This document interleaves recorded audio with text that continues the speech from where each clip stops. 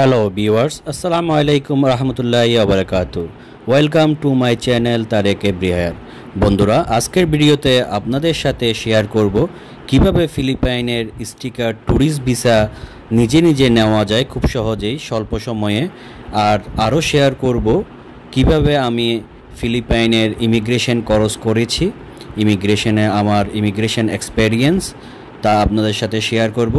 চলুন বন্ধুরা, দেখা যাক ভিডিওর মূল অংশ।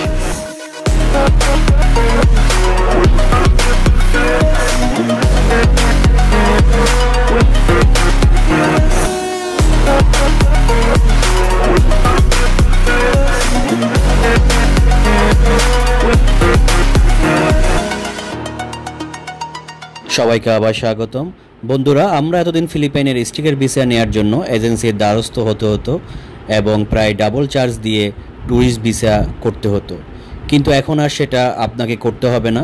আপনি যদি আমার এই পুরো ভিডিওটি না টেনে দেখেন তাহলে আপনি খুব সহজেই নিজে নিজে করে ফেলতে পারবেন। আপনি যদি নিজে নিজে করেন তাহলে আপনার সময় লাগবে 8 থেকে 10 দিন ওয়ার্কিং ডেজ, খরচ হবে 4,600 টাকা। আর যদি এজেন্সি দিয়ে আপনি করতে চান তাহলে করতে পারবেন, সময় লাগবে 2 থেকে 3 সপ্তাহ এবং খরচ হবে 8,000 থেকে 8,500 টাকা। আপনারা দেখতে পাচ্ছেন আমি ফ্লাইটে চড়ে বসেছি। আমি মালয়েশিয়া হয়ে ফিলিপাইন যাব। আর আমি ফিলিপাইন যেতে যেতে আপনাদেরকে কিভাবে এই ফিলিপাইনের স্টিকার ভিসার প্রসিডিওরটি আপনাদেরকে বিস্তারিতভাবে জানাবো। আপনারা স্ক্রিনে দেখতে পাচ্ছেন আমি জানুয়ারির 24 তারিখ ইমেল করেছি এবং ওই দিনেই তারা আমাকে রিপ্লাই করেছে এবং কি কি ডকুমেন্টস আমাকে সেন্ড করতে হবে তারও একটা লিস্ট তারা দিয়ে দিয়েছে, সেটিও আপনারা স্ক্রিনে দেখতে পাচ্ছেন। তারপর আমি ডকুমেন্টসগুলি রেডি করে 29শে জানুয়ারি ইমেল করি, ইমেল অ্যাটাচ করে দিই। এখানে অ্যাপ্লিকেশন ফর্মটি আপনাকে অনলাইনে ফিল আপ করতে হবে। এই অ্যাপ্লিকেশন ফর্মের লিঙ্কটি তারা আগের ইমেলে আমাকে লিঙ্কটি দিয়ে দিয়েছিল, ওখান থেকে আপনাকে অ্যাপ্লিকেশন ফর্মটি ফিল আপ করতে হবে এবং কিছু দিন, মনে হয় 2 থেকে 3 দিন ওয়েট করতে হবে। অ্যাপ্রুভ হয়ে সেটা আপনার কাছে আসবে, তখন আপনি ওটি প্রিন্ট আউট করবেন। অ্যাপ্লিকেশন ফর্মটি প্রিন্ট আউট করে আপনাকে আপনার সিগনেচার দিতে হবে, এরপরে স্ক্যান করে অন্যান্য ডকুমেন্টসগুলির সাথে এই অ্যাপ্লিকেশন ফর্মটিও আপনাকে ইমেলে সেন্ড করতে হবে। এরপরে আপনাকে 5 থেকে 6 দিন ওয়েট করতে হবে, তারা আপনার এই ডকুমেন্টসগুলি ভেরিফিকেশন করবে, করে তারপর তারা আপনাকে আবার ইমেল দিবে। আপনারা দেখতে পাচ্ছেন ফেব্রুয়ারির 5 তারিখ আমার ইমেল আসলো এবং আমাকে বলল 7 তারিখ 9টা থেকে 10টার ভিতরে তাদের এমবেসিতে সকল প্রকার ডকুমেন্টসগুলি হার্ড কপি নিয়ে হাজির হতে। আমি 29 তারিখ সকল ডকুমেন্টসগুলি জমা দিয়েছি এবং আমাকে 7 তারিখ যদি তারা ভিসা দিয়ে দিত তাহলে টোটাল 8 থেকে 9 দিন ওয়ার্কিং ডেজ হিসাব করলে আসলে 7 ওয়ার্কিং ডেজেই আমি ভিসাটা পেয়ে যেতাম। কিন্তু বিশেষ কিছু কারণে আমি আমার ট্যুর প্ল্যানটি ক্যান্সেল করেছি, যার কারণে আমি আর ওই দিন এমবেসিতে যাইনি। যদি আমি ওই দিন ফেব্রুয়ারি 7 তারিখ যদি যেতাম তাহলে 7 তারিখে আমাকে ভিসাটা তারা দিয়ে দিত, সকালে গেলে বিকালের ভিতরে ভিসাটা ডেলিভারি দিয়ে দেয়, এরকমই দেয় সবাইকে। আমার এক্সপিরিয়েন্স আছে বন্ধুরা। তারপর মের 17 তারিখ আমি আবার আগের ইমেলের রেফারেন্সে তাদেরকে আবার ইমেল করি এবং আগের বার যেতে না পারার কারণ উল্লেখ করি এবং এও উল্লেখ করি যে চট্টগ্রামের যে একটা ভিসা অফিস আছে, ফিলিপাইন এমবেসি আছে, আমি কি সেখানে সাবমিট করতে পারবো কি না।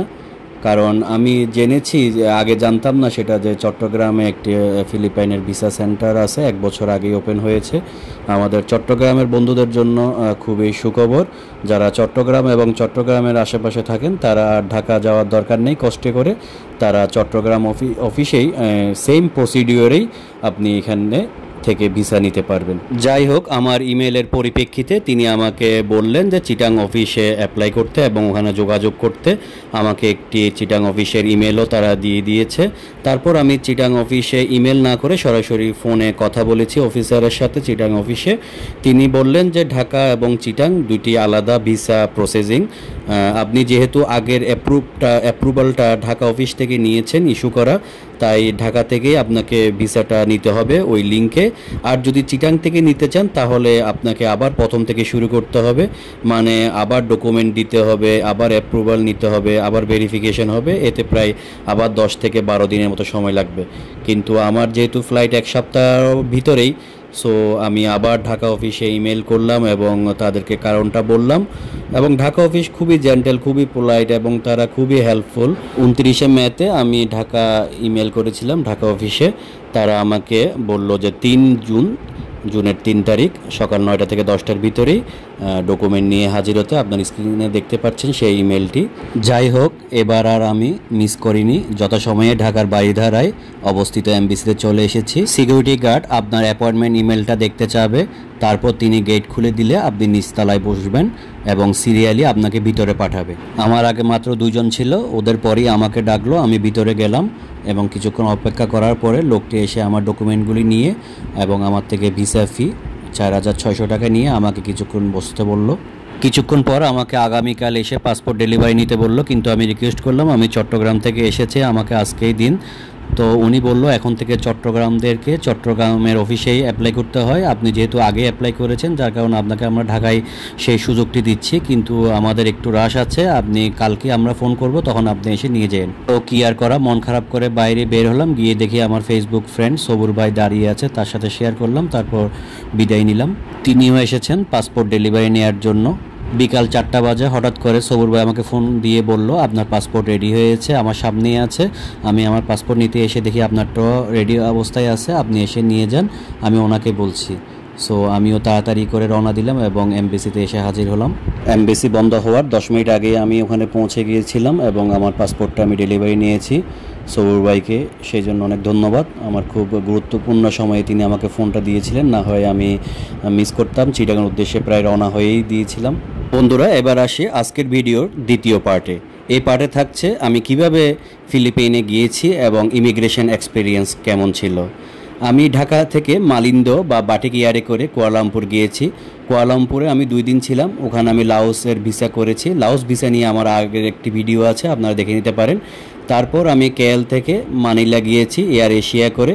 যথাসময়ে সকল ফ্লাইটগুলি ডিপার্ট করেছিল এবং ফিলিপাইন ইমিগ্রেশন খুবই স্মুথ ছিল, কোনোরূপ ঝামেলা হয়নি এবং কিছুই দেখতে চাইনি, শুধু জিজ্ঞেস করেছিল কয়দিন আমি থাকব। প্রায় 6 বছর পর আমি মানিলা এয়ারপোর্টে এসেছি। ফ্লাইট ভাড়া আমার প্রায় 40,000 টাকার মতো পড়েছিল ঢাকা থেকে। আপনারা জানেন আমাদের ঢাকা থেকে ফিলিপাইনের মানিলার কোনো ডিরেক্ট ফ্লাইট নেই, আমাদের ট্রানজিট ইউজ করতে হয়। সো ঢাকা থেকে মানিলা যেহেতু ডাইরেক্ট ফ্লাইট নাই, আমি মালয়েশিয়া হয়ে গিয়েছিলাম। সেই মালয়েশিয়ার ফ্লাইটটি অনেক এক্সপেন্সিভ ছিল, কারণ কলিং ভিসার কারণে সব কিছু তারা সিন্ডিকেটের মাধ্যমে দাম বাড়িয়ে রেখেছিল। তবে আমি 30,000 টাকায় একটা টিকিট পেয়েছি, সেই 30,000 টাকায় আমি ওখানে গিয়েছি কুয়ালালামপুর। পরবর্তীতে কুয়ালালামপুর থেকে এয়ার এশিয়াতে করে আমি 8,500 কি 9,000 টাকা দিয়ে আমি মানিলাতে পৌঁছেছি। তো ইন টোটাল দেখা যায় প্রায় 40,000 টাকা আমার খরচ পড়েছে ঢাকা থেকে মানিলা যাওয়া পর্যন্ত। বন্ধুরা, আপনারা দেখতে পাচ্ছেন আমি অ্যারাইভাল লবিটা হেঁটে হেঁটে দেখছি, দোকানপাট যা আছে তা সবই দেখছি। আমার মানি এক্সচেঞ্জ করতে হবে আর হলো সিম কার্ড কিনতে হবে, এই দুইটা খুবই জরুরি। এখানে সিম কার্ডগুলি দেখলাম খুবই এক্সপেন্সিভ, 1,000 থেকে 2,000 পিসও করে এবং 14 দিন 50 দিন, মানে ছোট কোনো প্যাকেজ নাই। আমি থাকবো 7 দিন, 7 দিনের কোনো প্যাকেজ আমি পাচ্ছি না, প্রায় 1 মাসের প্যাকেজ, 15 দিনের প্যাকেজ এবং সব কিছু 1,000 থেকে 2,000 টাকার ভিতরে। যার কারণে আমি সিদ্ধান্ত নিলাম আমি সিটির ভিতর থেকে সিম কার্ড কিনবো, মানি এক্সচেঞ্জ করে নিলাম।